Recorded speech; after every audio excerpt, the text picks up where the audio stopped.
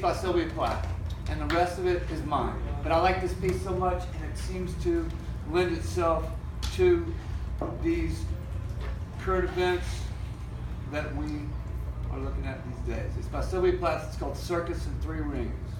In the circus tent of a hurricane designed by a drunken god, my extravagant heart blows up again in a rampage of champagne-colored rain, and the fragments whir like a weather vane while the angels all applaud. Daring as death and debonair, I invade my lion's den. A rose of jeopardy flames in my hair, yet I flourish my whip with a fatal flare, defending my perilous wounds with a chair while the gnawings of love begin.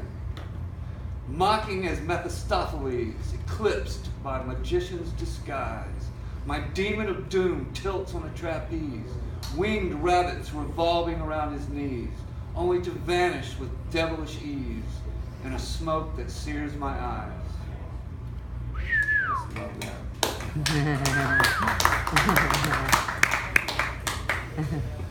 So these are actually poems. I haven't done this in a while. I used to do this in the 90s. We were doing spoken word. We were doing bad poetry nights. We were doing drunk poetry nights. So if you had seen me doing poetry 20 years ago, this is what I would have been doing. This is called O Perilous Engine. Awake in the dungeon of anathemic dreams in my useless armor of flesh and hair, blinded and broken, the breath of death fills my lungs with choking. Mad as Hamlet, drunk as a king, frenzied I fly in the maniacal night. Night of the succubus paralyzed ape, the killer is killed by the sun's sword. The dove flies over the labyrinth. Cities all turn to powder. Caves conceal a heartbeat, breath of a million breathers. Call in an empty sky, land of the wandering ifs, canvassing over the desert night, shattering into the stars. O perilous engine of blood, gorged on the blood of the lamp, drunk on the blood of a dead man, staggering into the day. O perilous engine retires, wheels on into a space, tired of canvassing ifs in the desert, smashes his head to sleep. O perilous engine of might, a quail's breath away from decision, an animal magnet attracting, the blood of a beating heart. A heart to have and cling to, a mockingbird to sing to. Ophelia, won't you rise up and dance, ghost of a lover, a dream. Bells in the tower scatter magpies. Crows arrange arias on the power lines, startled into stillness, into dumbness, stuck above the cool, dark earth. Windows into waterfalls, remember, places in the moment fall away. Pacing into peril, into action, tides of blood remember every shore. Tunnels are veins below you, funneling trains to take you, signaling speeds in excess of the perilous trains of time. O perilous engine of blood, drunk on the blood of the lamp, gazing into the waterfall, possibilities fall away. O perilous engine of blood, drunk on the blood of a dead man, into the land of the wandering ifs, staggering into the night. The mirrors of time reflect the wisdom of antique monsters, the grinding of the glacier, and the avalanches leap. The ice will slow us down, kill the time we borrowed, powder us with puzzles impossible to follow. When is it a reason? Where's the final mention? The dove returns to the labyrinth. Who would recognize the monkey now? The beating of the heart is all the mother knows. All they ever wanted was salvation. The rhythm of a stride, reflection of a glance, the candle of indulgence pays a price. A region in the atmosphere, in the one extinct desire, configured in the charismatic maniac. The glow of a curious mind, the perilous germ of opinion, the snap of the monkey's whip is heard in the blood of the perilous engine.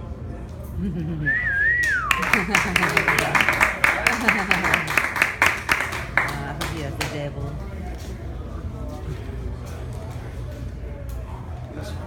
Woo! I don't know if this one even really ever ended up having a title. But this poem is a puzzle. An idiot king, a freak show, a slap fight, a purple dog, a dead cat in a mailbox. This poem is the new Dada paradigm shift, a dangerous curve on a dead-end street, a cartoon clown club. This poem is an elegant pelican pearl. This poem is a donkey in the desert, a lizard on a rock, a bug in a jar. A flying snake eats crows right out of the sky.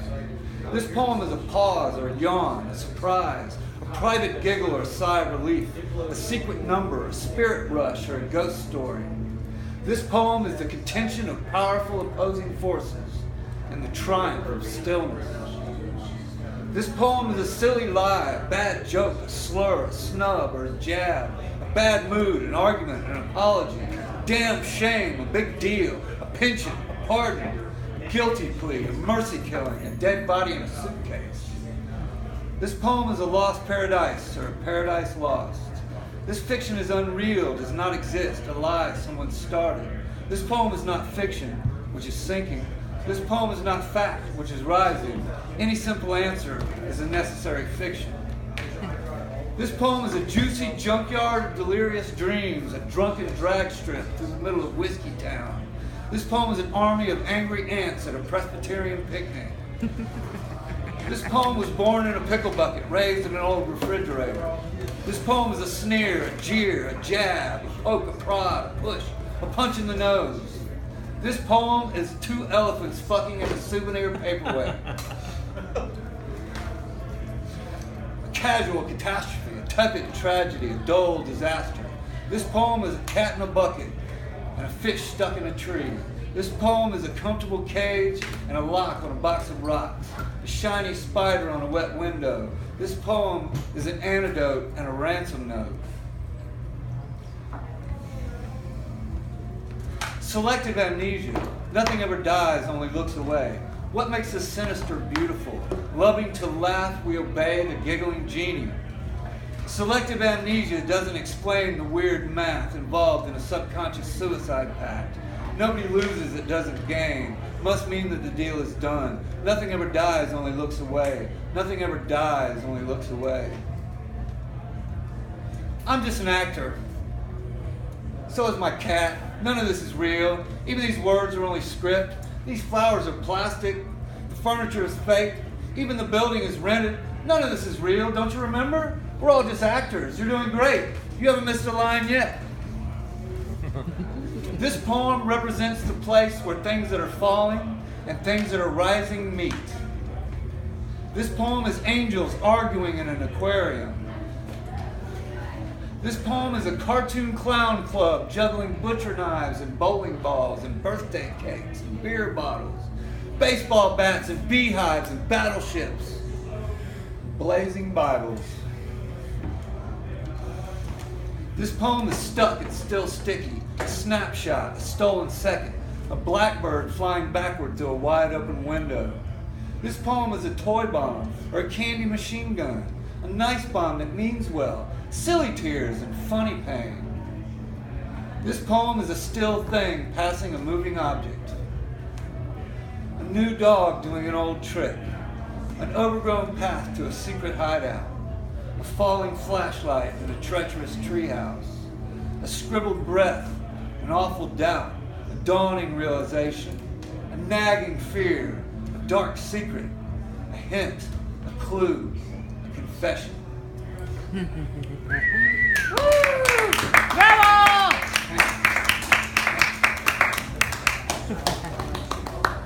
More. More. Okay. This one is called Drinking with the Devil.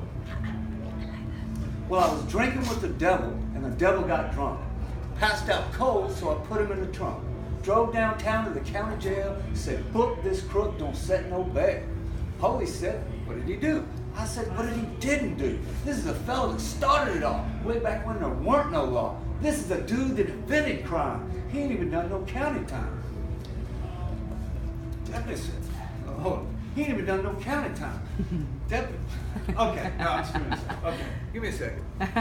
All right, let me get my notes because I don't want to screw this up again. That's a great poem. Now, I wrote this poem actually when when the hurricane came through and sent all these tornadoes in 1994, and it flooded Athens, Georgia, and the Flint River all the way down to Albany, Georgia. And it was June 20th, 1994, and I was in a basement apartment, 6 inches of water in my apartment, no power, and a candle. And the first person, I swear to God, the first person to hear this, the first 2 people to hear this poem were Sharon Camp and Peter Jesperson, the replacements manager, if you didn't already know that. He came over to buy some weed. I was like, dude, she's out of here. All right. So I don't screw this up again. I'm gonna pull up my notes. And in case you're interested, I have a group called Porch Poems on Facebook. That we love submissions from anybody. Anything you've written the night before, anything you love, please join the Porch Poems group. We'd be happy to have you. So I was drinking. I'm going to start over, okay? Yeah. I'm going to start over. Get some momentum. I was drinking with the devil, and the devil got drunk. Passed out cold, so I put him in the trunk. Drove downtown to the county jail, said, book this crook don't set no bail. Police said, what did he do? I said, what did he didn't do? This is a fellow that started it all, way back when there weren't no law. This is a dude that invented crime. He ain't even done no county time. Well, hold on, son, that deputy said. I can't book him, the rights are red. Anyway, boy, you got some proof? How do I know you're telling the truth? Both of you drunks, back in the cell, in the kind of trouble you wish this was hell. So me and the devil got locked in a tank. That's when I noticed how much he stank. That son bitch just lay there stinking. Gross motherfucker is what I was thinking. About that time I heard a roar. Damn drunk devil done commenced to snore. Drool was splashing from his flapping lips. His nostrils wheezed with an evil hiss. I started thinking fast. What if the devil starts passing gas? I'll probably die a horrible death. My lips will turn blue when I run out of breath. Well, I jumped up and I ran to the door. I beat and I yelled and I cussed and I swore. And all I can't take no more. Open this goddamn motherfucking door. The police looked and laughed and left. And I slid to the cement floor and wept. Another fine mess I got me in. What did I think I could get rid of sin? The district attorney will shit in his britches, and he'll tell the judge you'll be rolling in stitches. They'll probably bury me under the jail. The devil will carry my soul back to hell. Well, I crawled in the corner, covered my head. Tried to remember what Granddaddy said about thinking and drinking at the same damn time. You could sell your soul for $1 and a dime. Well, I must have fallen asleep for a spell on the pissy floor of that concrete cell, because I woke to a pungent burning smell. I looked at the devil and said, oh hell. He was sitting and smiling and smoking a great big joint. He was puffing and toking. The smoke was so thick I could barely see. And the devil leaned over and passed it to me. Well, I was stunned and about to be stoned. I tried to say thanks, but just gibbered and moaned. I took a big drag of the devil's dope, and my eyes became billions of telescopes. Everything, everywhere, fused into focus like abracadabra and hocus pocus. All of a sudden, I always knew there never was nothing unnatural or new. And nobody never knows better than you. There's ones that don't, and there's ones that do. Give is to take, and smile is to sob, and the poor damn devil's just doing his job. I woke the next morning, the devil was gone. I figured some lawyer had posted his bond. Breakfast was better than beggars should beg. 2 slices of toast and a hard-boiled egg. Believe it or not, I mean, who would have thought? I drank with the devil, and the devil got drunk. Yeah! Cheers for the dying. Thank you, Adriel. Can I do a request? Yeah, Can okay. you do the Bigfoot one? The Bigfoot one? Okay. Okay. All right, really? Yes, really, I like it. Okay. Woo. All right. That's a great one. Oh my God. Now this poem is by our friend Savik. Y'all know Savik? Anybody here know Savik? No? Oh, yeah. Wait. This one needs some more whiskey. This one deserves a little more whiskey. All right. Ladies and gentlemen,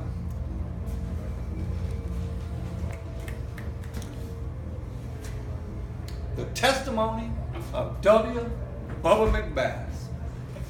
Howdy there, folks. Hope you're all doing fine. Gonna tell you a story if y'all got the time. My name is W. Bubba McBass, and I'm the old boy who whooped Bigfoot's ass. Now, I ain't no damn liar, and I don't smoke no dope.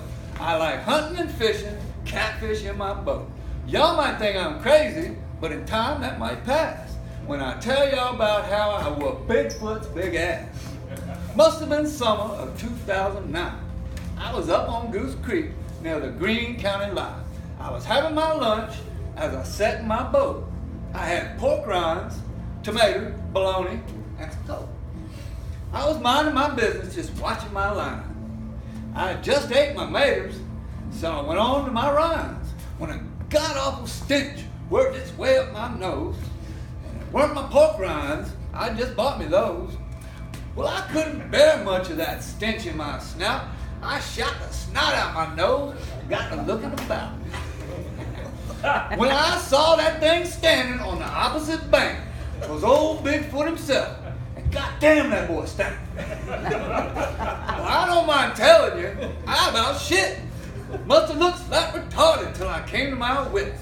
But I sensed all the time, no real danger at all. Old Bigfoot was just standing there scratching his butt. It was a great big old boy, about 8 foot or 9. Just leaning all casual against a big knotty pine. And he looked somewhat bothered, and he damn sure looked odd, just leaning against a pine tree, scratching his collar. Just standing there leaning, back against a tree. I'm looking at him, he's looking at me. Then I'll be goddamn, that gorilla spoke. He said, "Give me them pork rinds." I said, "My gimmy's broke." He said, "You can't eat them all." I said, "Like hell I can't." "What's wrong with your balls, boy?" He said, "Fire ants." He said, "I'm hungry." I said, "So?" And just sit there enjoying my rinds in my boat. He said, "Why don't I wade out and take them from you?" I said, "I'll be a son of a bitch if you do. Hold on a bit and I'll roll to the bank. Just let me hold my nose from your shit-stinging snack." I rode up my boat all the way across Goose Creek, and I damn near threw up from this skunky-ass reef. I hopped up on the bank, and we stood toe-to-toe, and I just stood there eating my rinds beneath his nose. He said, "You got some balls, boy." I said, "And mine ain't got no ants.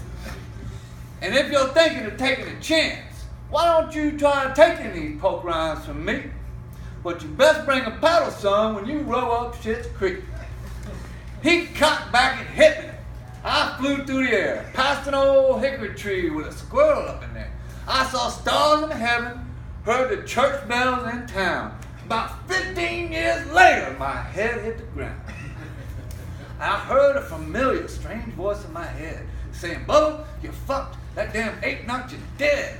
Well, I didn't listen or pay it no mind, because that hairy-ass bastard ain't getting my poke rind. From my supine position, my hand found an old stump with a star for a handle. This'll give him a wump. I pulled Stump himself up in the quick nick of time, and he tore right towards me, just screaming for rhyme. And I'll tell you something that most folks don't know. Bigfoots are sensitive in their big, hairy toe. When that fuzzy fat bastard got good and close up, I banged on his toe with a swing of my stump. You'd think that I killed him. Jesus, God did it yell. And he grabbed his big toe and went to hopping like hell. But I weren't wasting time. If I did, I'd be dead. So I whumped him again, right upside his big head. I said, "Take that, you dumb son of a bitch." Then I jumped on his back and started raining down licks. And I bit off an awful sour piece of his ear. And from my high vantage point, I saw a buck grazing near. We scrapped through the briars, we scrapped through the weeds, beating each other with branches of trees. I rode that mad bastard so well, I suppose, 'cause I hooked my 2 fingers up his big ugly nose. I kept beating his bean like I was beating on brakes. I said, come get you some, you dumb stupid ass ape. Till the beast threw me off with a mad angry sheep, and I fell with a thud in the mud of Goose Creek. About then I spied on the side of the creek a big angry turtle snapper with a big nasty beak. I grabbed that mean cooter and I thrust it out quick, and that snapper clamped down on the head of his dick. If you thought that damn Bigfoot was yelling before, my ears about turned blue as he screamed and he swore. I thought it was rude. Did he thank me? Hell no. I'd helped him forget all about his big toe. And as he suffered that turtle snapper that swang on his cot, I cracked him right square in the balls with a rock. I stomped on his good toe, and he bent and went past, and I drove the steel toe my boot up his ass. You want my cracklings? He hollered, hell no, keep your damn pork rinds. Jesus, please let me go. As I'm a Christian, to this beast I explain, don't never take the Lord's name in vain. And with this rebuke, I said, go on now, get it. And he left holding his pecker with that turtle still hanging on it. And he leapt out of sight. I yelled, remember, old hunch, don't bother a fisherman while he's eating his lunch. I returned to my boat and I rowed it away. Caught a 20-pound channel cat later on that day. I ate my bologna, smoked me a smoke. My wife, she don't like it, but she don't need to know. So that's my true story. I try telling it well. If you folks don't like it, you gotta go to hell. My name is W. Bubba McBath, and I'm the old boy that whooped